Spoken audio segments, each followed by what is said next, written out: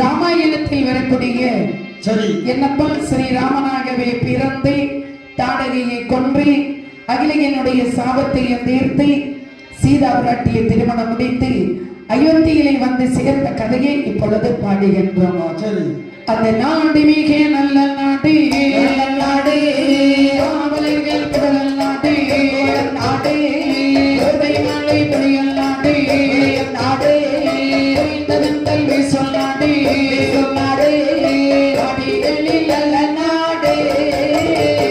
நாடுகளில் நல்ல நாடு காவலர்கள் புகழ் நாடு, நாடுகளில் நல்ல நாடு